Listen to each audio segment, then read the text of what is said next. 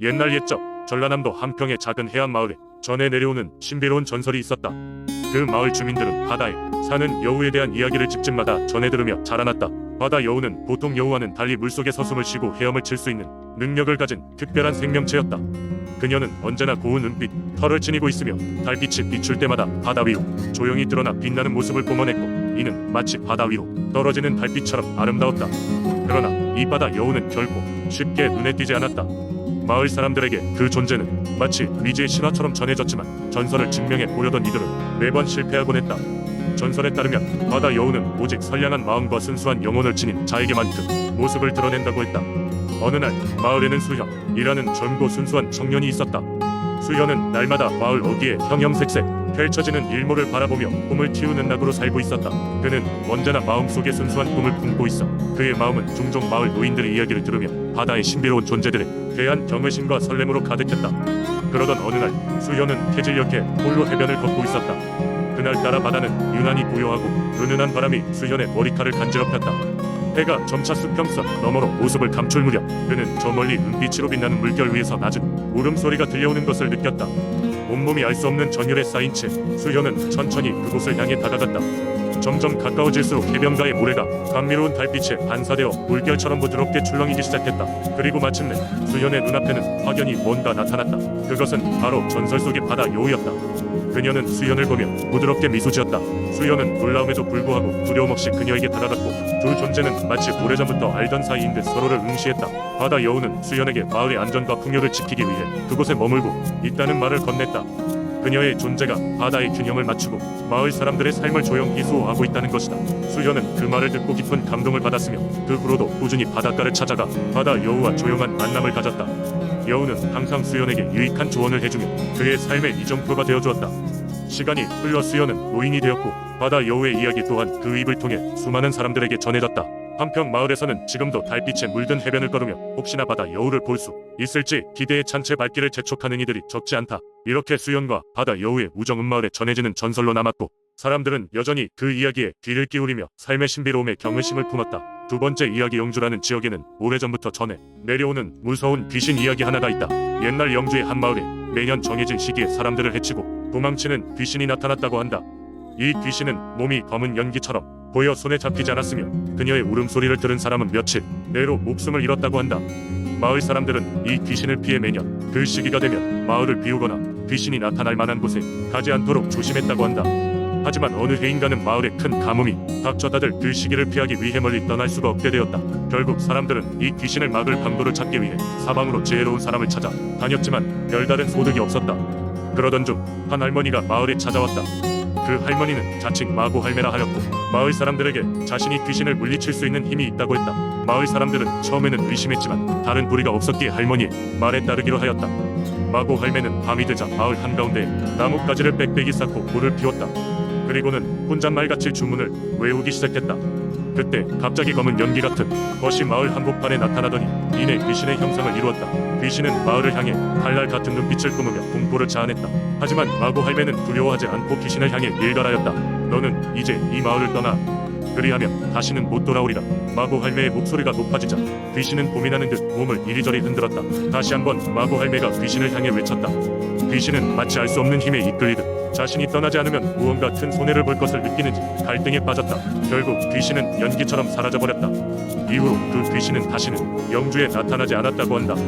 마고 할매는 귀신을 물리친 후에도 마을에 머물며 사람들을 도와주다가 어느 비 오는 날 홀연히 사라졌다고 전해진다. 마고 할매가 사라진 후에도 사람들은 그녀가 마을을 지켜주고 있다고 믿으면서 매년 그녀가 귀신을 쫓아버린 날에 감사의 제사를 지내고 있다.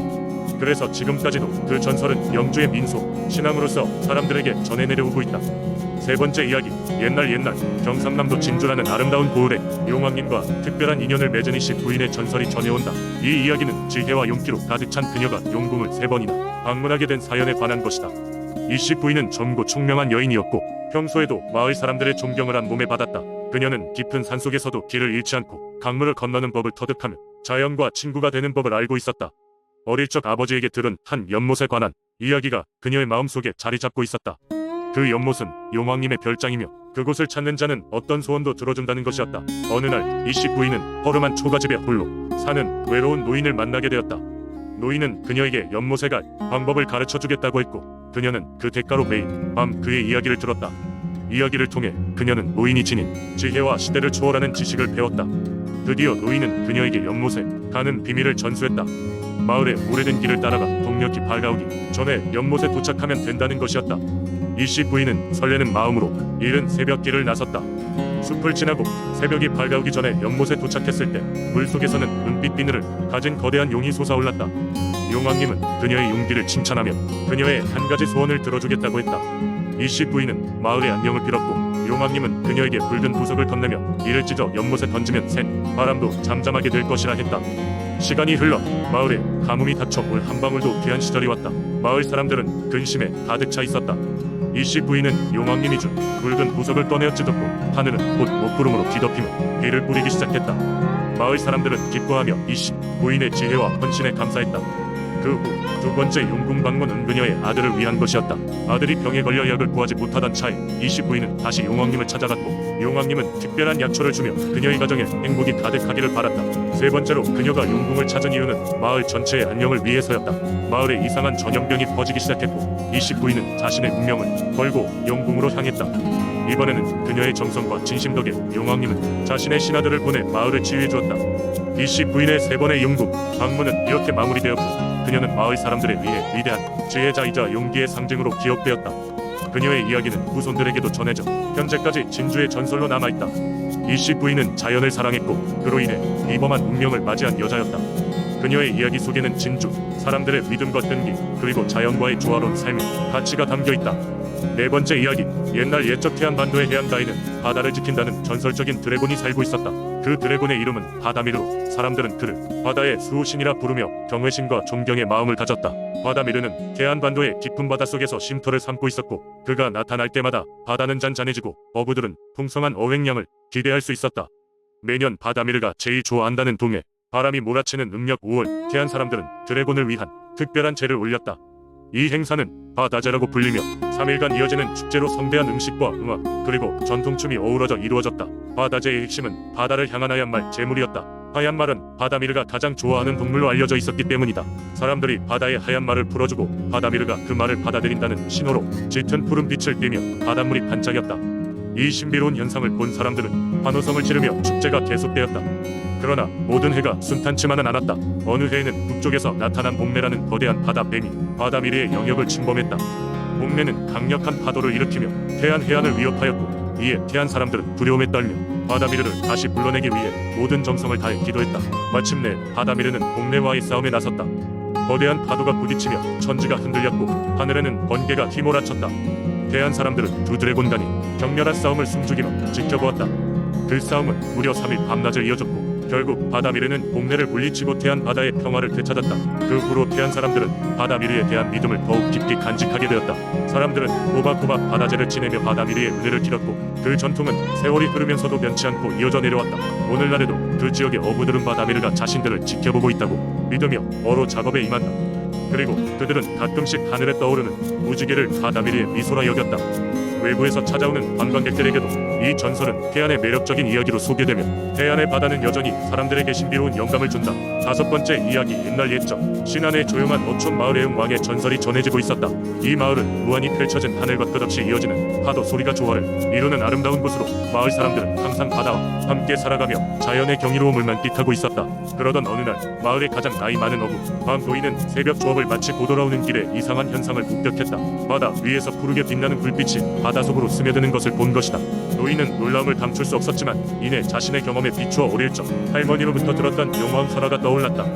그 전설에 따르면 용왕은 바다를 지배하는 신비로운 존재로 사람들의 정직과 존경심을 시험하기 위해 가끔 바다 위에 모습을 드러낸다고 했다. 마을 사람들은 용왕을 만나면 풍어와 행운을 얻는다고 믿었다. 하지만 용왕의 축복을 받기 위해서는 그 조건이 엄격했다. 마을 공동체가 서로 협동하고 어려움을 극복하는 모습을 통해 용왕의 마음을 얻어야만 했다. 이 이야기를 떠올린 박 노인은 마을로 돌아와 곧바로 모든 사람들에게 자신이 목격한 것을 전했다. 사람들은 그의 이야기를 듣고 반신반의했지만 그들 모두는 나름대로 준비를 시작했다. 다음날 마을은 각자 할 수 있는 모든 방법으로 바다의 정령과 용왕을 기쁘게 하기 위해 바쁘게 움직였다. 아이들은 깨끗한 해변을 위해 쓰레기를 줍고 어른들은 서로의 그물과 장비를 점검하며 협력했다. 행운의 날이 도래하자 마을의 사람들은 모두 바닷가에 모여 지나치게 화려하지 않지만 진심이 담긴 제물을 바치기로 했다. 그들의 마음은 하나로 결합되었고 이러한 모습이 용왕의 시험을 통과하는 데 충분했다. 갑자기 하늘이 흐리더니 파도가 일기 시작하면서 구름 사이로 무지갯빛 거대한 몸집의 용이 등장했다. 마을 사람들은 갑작스러운 광경에 놀랐지만 두려워하지 않았다. 용왕은 천둥과 같은 목소리로 나의 정직과 용기에 감명받았노라. 앞으로 바다는 너희의 친구가 될 것이며 그물이 비는 일은 없을 것이다 라고 했다. 마을 사람들은 이에 감사를 표하며 용왕을 향한 찬송가를 불렀다. 이후로 신화는 풍족한 곳으로 변화했고 그 전설은 긴 세월 동안 마을에 전해 내려오게 되었다. 사람들은 여전히 서로를 믿고 도우며 바다와의 공생을 이어갔다. 이 이야기는 단순한 설화를 넘어 신안의 사람들이 자연과 어떻게 의존하며 살아가는지를 보여주는 중요한 교훈으로 남아있다.